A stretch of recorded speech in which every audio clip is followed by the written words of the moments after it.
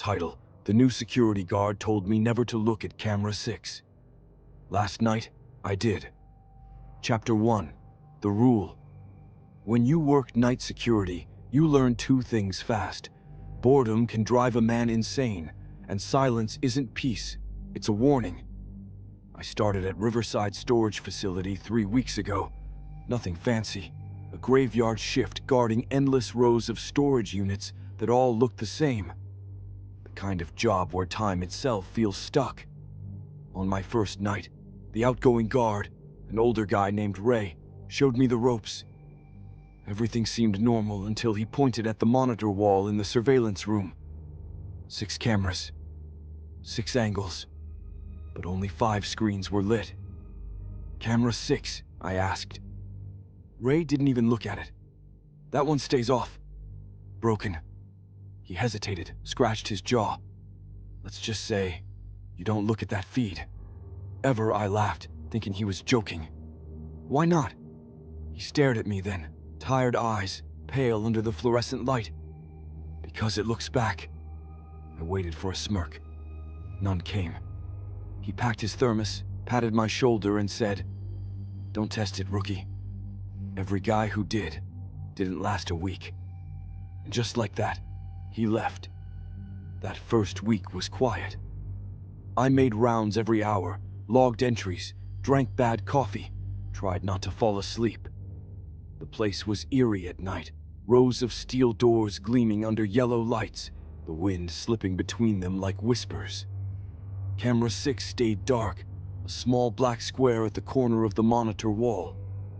Sometimes I caught myself glancing at it, half expecting a flicker. Nothing. On the 5th night, around 2:15 a.m., I thought I heard someone whistling, faint, tuneless, coming from somewhere near row D. I checked the cameras. Empty. Except, for half a second, camera 6 blinked to life. A blur, a figure standing too close to the lens, pale face, eyes wide open. Then static. Gone. My heart hammered. I leaned closer. The screen was dark again, like it had never come on. I told myself it was a power glitch. The other feeds looked fine. But when I rewound the footage, nothing. No trace of the moment I'd just seen. When Ray came in for the morning shift, I tried to tell him. He just looked at me and said, "Don't watch it again." I asked him what was on that feed. He didn't answer. He just handed me a keychain, a tiny metal tag engraved with a single number, 6, and said, "If it ever turns on by itself, unplug the monitor. Don't look, don't listen." That night, I stared at the monitor wall for hours. Every camera showed motionless corridors, silent units, all perfectly normal, except the black square at the bottom corner that seemed to hum faintly, like it was breathing.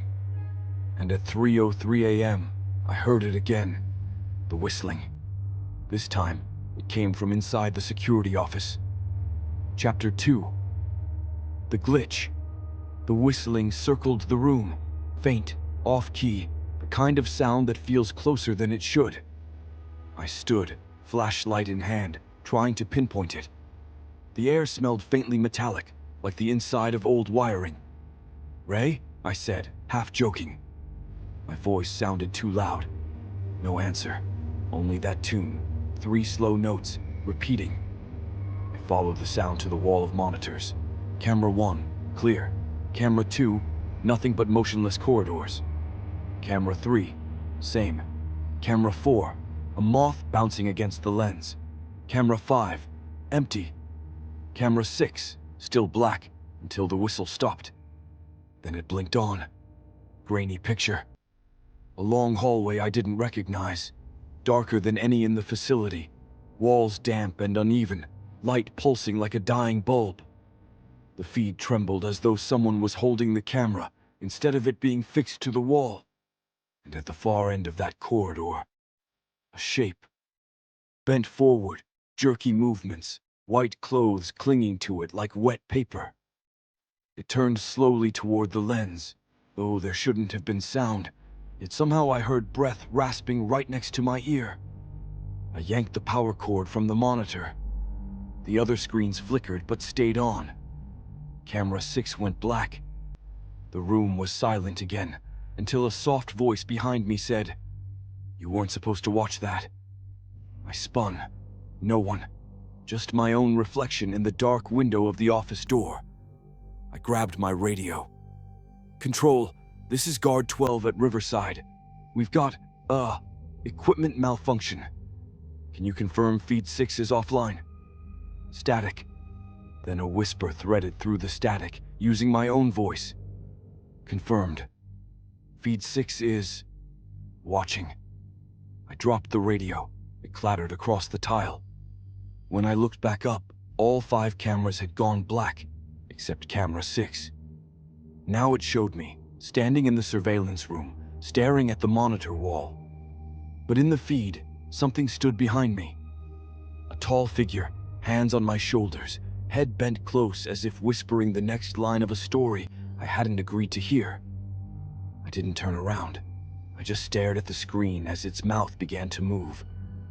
And the speakers crackled with a sound that wasn't quite words, just a low hum shaped like my name. Daniel. Chapter 3. The shift. I froze in place, the words still echoing. Daniel, drawn out like breath through broken glass. For a full minute I didn't move. Then I grabbed my flashlight and swept it around the room. No one there. No footsteps. Only the hum of the monitors and the faint tick-tick-tick of the wall clock stuttering like it had lost rhythm. I turned back to the screens. Camera 6 still showed me, but now the figure behind me was gone. The version of me on screen smiled. I didn't. "Ray warned you," the speaker hissed suddenly, a warped, overlapping voice that seemed to come from the room itself, not the monitor. I yanked the power cable out again. Nothing happened. The image stayed. The me on the screen leaned closer to the camera until the frame filled with my own face, eyes black pits, mouth trembling like static. "Stop," I whispered. "Stop." And it did. The monitor went dark. For a second I thought it was over. Then the emergency lights flicked on, dull red, strobing slow. The building's power had tripped.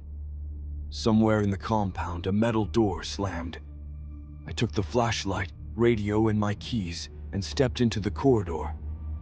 The air felt heavier out there, humid and thick, like the night itself was holding its breath. My boots echoed off the concrete walls as I moved toward the main row of units.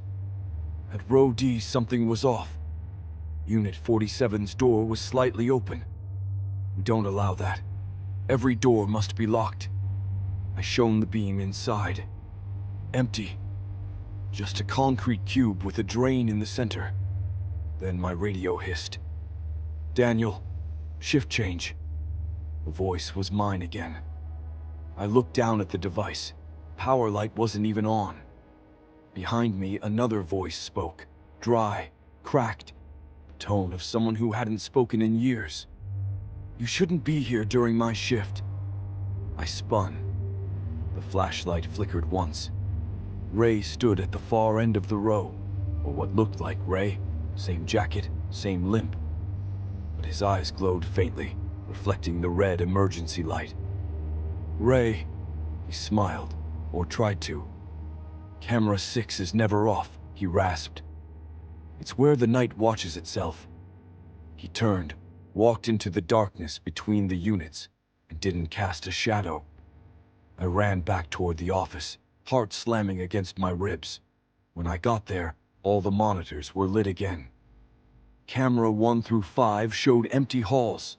Camera 6 showed Ray, standing outside the office door, knocking once, twice. Then the knocking began on the real door behind me. Chapter 4. The Visitor. The knocking didn't sound urgent. It was slow, deliberate, like someone keeping time with my heartbeat. "Ray," I called out, already knowing it wasn't him. No reply, just that steady knock-knock. Pause. Knock. I stared at the monitor. Camera 6 still showed the door behind me. But what stood there wasn't Ray anymore. It wore his uniform, yes, but the face was stretched, blurred, like it was being erased and redrawn every second.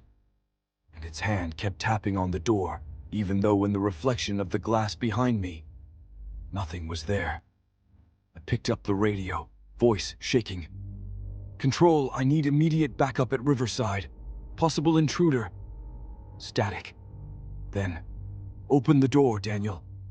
Not a voice from outside, from the radio, low and intimate, as if spoken directly into my ear. I dropped it. It hit the floor with a crack. The knocking stopped. Silence. Then the monitor flickered. Camera 6 now showed the inside of the office, from behind my shoulder. A live feed, angle impossible. Me on screen, staring at the monitor wall. And behind me, something slowly crawling out from under the desk. The chair shifted. I jumped back, flashlight shaking. Nothing under the desk. But on the screen, the crawling thing stood up. Its face. My face. I backed into the far wall, breath catching. The me on screen smiled crookedly, then turned its head toward the camera like it could see through it. Through me. The office lights went out, leaving only the glow of the monitors. I could hear the other feeds begin to hum, the speakers filling with overlapping whispers. Voices repeating my name, laughing softly, calling me new guard. The door creaked open behind me. I turned. A figure stood in the threshold, silhouetted by the corridor lights. It was wearing my jacket. It stepped forward and set a metal keychain on the desk, the one with the engraved number 6. "Shifts over," it said in my own voice. Then it smiled wider than skin should allow. Chapter 5. The loop. The thing that looked like me stood there, one hand resting on the desk, the other holding my flashlight. Its grin never changed. "You're tired, Daniel," it said, voice calm and hollow. "Go home." "I am home," I whispered. The lights blinked out again, leaving only the pale glow of the monitors. On the screen, the other me kept moving, even though I hadn't. It leaned closer to the camera and whispered, "Someone has to stay." Then every feed went black, except camera 6. It showed a new angle, the empty hallway outside the security office. The red exit sign pulsed above the door. Then I saw myself step out into the corridor, lock the door behind me, and walk away. But I was still standing inside. "No," I muttered. "That's not real." The figure laughed softly. "It will be." It pressed its thumb to the glass of the monitor. The image rippled, and I felt a cold sting bloom across my own palm as if I touched frost. The air hummed. All 6 monitors flashed on at once, 6 versions of me, each sitting in a different room, all staring at a dark screen.